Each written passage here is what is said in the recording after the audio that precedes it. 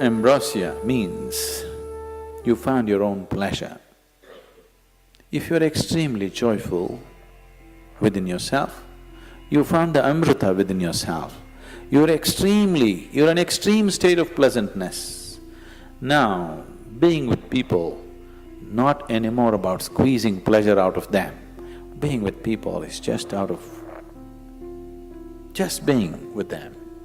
Only now you're truly capable of love. Otherwise, it is just a open sesame trick. I love you means, whether they believe you or not, for that moment they make themselves believe you. Because they are also in need of something, you're also in need of something. Isn't it? It's like Alibaba under 40. Open sesame means it opens. This is just like the I love you means many things open up. Now, by doing this, I'm not saying it's right or wrong, that's the way people conduct their life, there's nothing to it. But by doing this, the true possibility of knowing an intense sense of love within you is lost.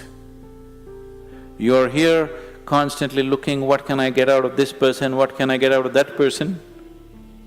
This is a con job. It's called a love affair but it's a con job. But if you are extremely ecstatic by yourself, when you're being with people, it's about sharing your ecstasy. It is about, if they are not touched by it, somehow to touch them with it, rather than seeing what you can squeeze out of them. The whole fundamentals of your life will change.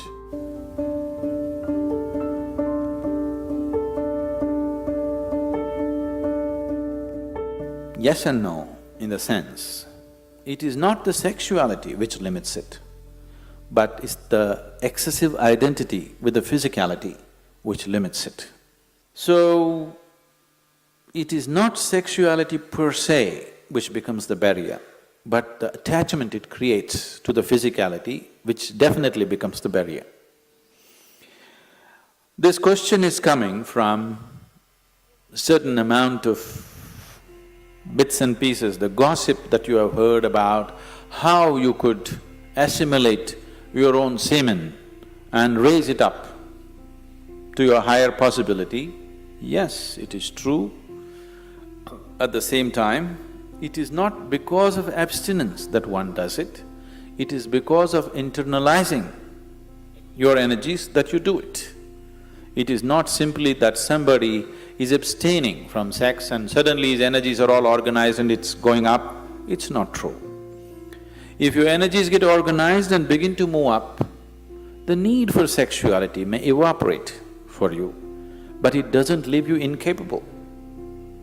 It doesn't leave you impotent, but the need is gone. It is just no more a compulsive thing.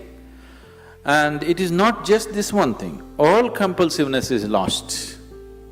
Essentially, most of the sexuality that's happening on the planet is happening because of a certain compulsiveness, isn't it? It's a compulsive drive. When you become conscious, when all compulsiveness disappears, this also disappears. It is just that because people are so body-oriented, they're always thinking spirituality versus sexuality. They're not connected. They are not connected, one is of the body, another is of a different dimension.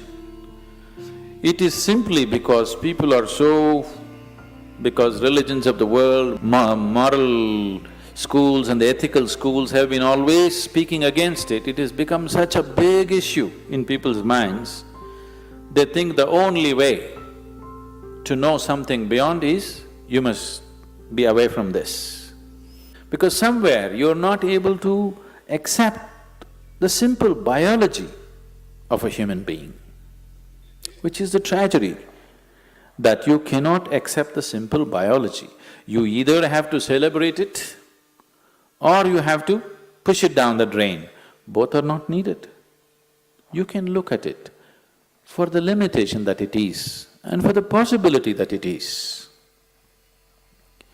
So, if because of the impurity of sex, your spirituality is going to get disturbed, I want you to know that your very birth is impure.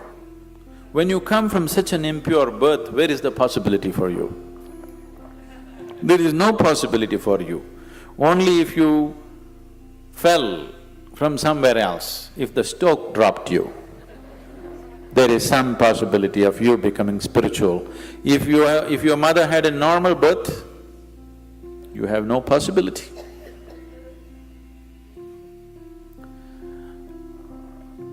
A 6-year-old girl came home one day from school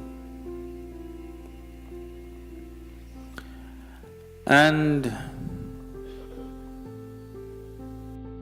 asked, "Mama, how was I born?" The mother was embarrassed. She said, "A stoke dropped you." She said, "Okay." She noted down. "Mama, how were you born?" "A stoke dropped me too."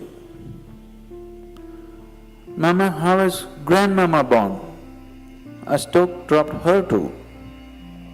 Then the girl became serious and she went down and sat down and started writing something in her homework. Then the mother was feeling uncomfortable, she finished her cooking and then the girl had finished her homework and left the book there, she went and read. So the essay was about the family tree.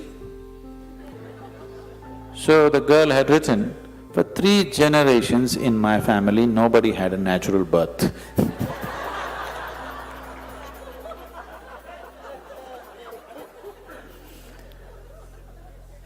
So because of absurd ideas, either we exaggerate something or we try to unnecessarily play it down. It has a certain role in your life. If you make it too big, you will become perverted in your head. If you try to obliterate it, you will become even more perverted in your mind. After all, now I am speaking, this is a kind of energy. You are looking at me, this is a kind of energy. You are listening to me, this is a kind of energy. These are different expressions of the same life energy, isn't it? Now, sexuality is also another expression of the same energy. Now, one has to decide how much of his energy, in which direction he wants to send it.